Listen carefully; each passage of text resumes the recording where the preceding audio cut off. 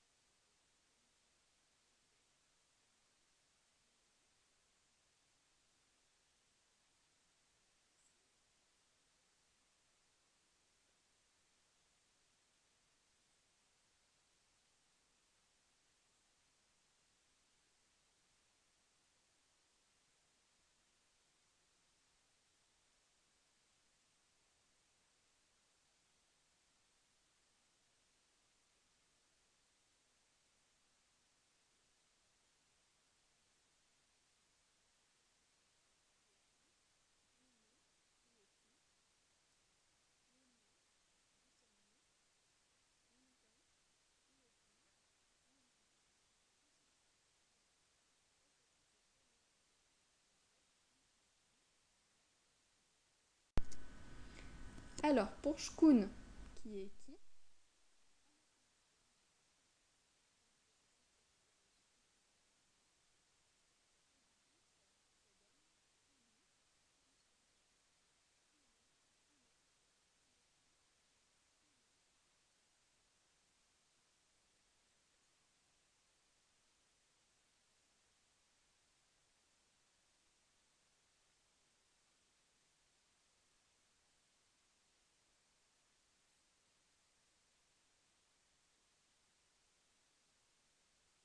Subtilités qui sont importantes.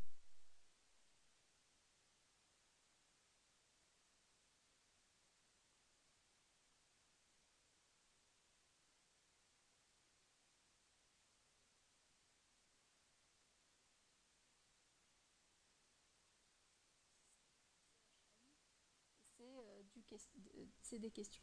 Donc, shneya, c'est quoi? Shnoa, c'est quoi? Shni, c'est quoi? En fait, par exemple, quelqu'un va dire une phrase. Pour dire quoi, on va dire shnoa, shneya, shni, ou bien comment, c'est qui fait, ce qu'on avait vu précédemment. Alors, donc ça c'est pour le quoi, si on fait une phrase qui est quoi, tout simplement.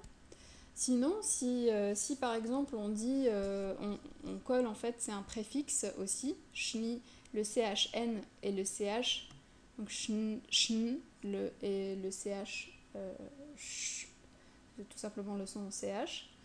Donc si on le colle en préfixe devant un verbe conjugué ou devant une phrase, ça indique le questionnement. C'est comme le que, par exemple, qu'est-ce qu'il y a en français. Par exemple, vous connaissez peut-être le mot shnahwelek. Donc en fait, en tunisien, quand on dit bonjour, comment ça va, on va dire salam, salut. Shnahwelek. Shnahwelek, en fait, si on décompose Shnahwelek, on a le préfixe CHN.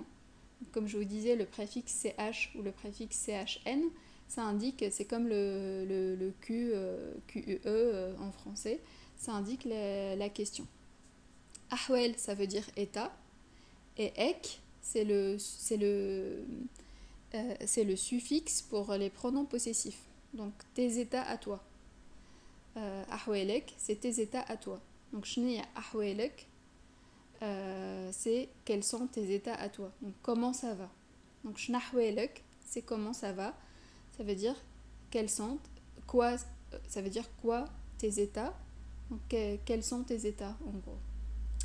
Voilà. Donc fama, ça veut dire il y a. Fama, vous allez l'entendre souvent aussi, ça veut dire il y a. Et donc fama, c'est qu'est-ce qu'il y a. Donc on a ajouté le préfixe ch pour indiquer la question. Voilà. Un autre exemple, c'est shnowa terdem. Terdem, en fait, c'est le verbe travailler avec tu au présent. Donc shnowa terdem, quoi tu travailles ou que tu travailles. Donc ça veut dire que fais-tu dans la vie. Ou ça peut être shnowa terdem ou shneya terdem. C'est selon les prononciations. Donc pareil, le rota, ça peut s'écrire KH ou 5, ça veut dire, ça se prononce rota. Alors, terdem, donc comment je l'ai conjugué. En fait, ça vaut le coup de faire une petite révision de la conjugaison. En fait, on avait vu que pour les verbes réguliers, au passé c'est it, e, ina, itu, eu. Pour le présent, c'est ne, te, ye, et pour le pluriel, on ajoute iu à la fin. Et donc pour les verbes irréguliers, c'est te, et rien pour il, na, tu, ou pour nous, vous, il. Et pour le présent, c'est ne, te, ye, et on ajoute ou à la fin. Donc le verbe travailler, sa racine, c'est rdem. Donc au passé, ça donne rdem, trdem, trdem. Rdemna, rdemtu, rdemu. Et au présent, ça donne nerdem, terdem, yerdem, nerdmu, terdmu, yerdmu. Donc la règle des verbes irréguliers en fait. Te, rien, natu, ou, ne, te, ye, et à la fin, on ajoute ou.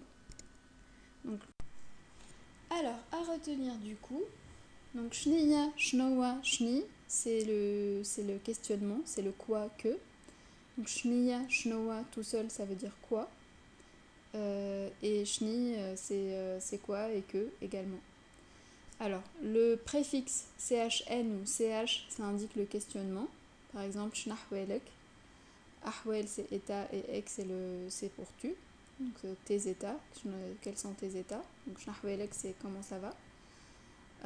Shnowa terdem, c'est quoi tu travailles. Terdem, tu travailles, et shnowa, c'est quoi. Donc, qu'est-ce que tu travailles, qu'est-ce que tu fais dans la vie. Et puis pour où et qui, donc pour où suis-je, où es-tu, où il est, etc., où est-il, etc.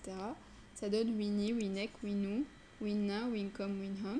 Et pour shkun, qui es-tu, qui est-il, qui êtes-vous, ça donne shkuni, shkunek, shkunu, shkunna, shkunkom, shkunhom. Comme le suffixe pour les pronoms possessifs.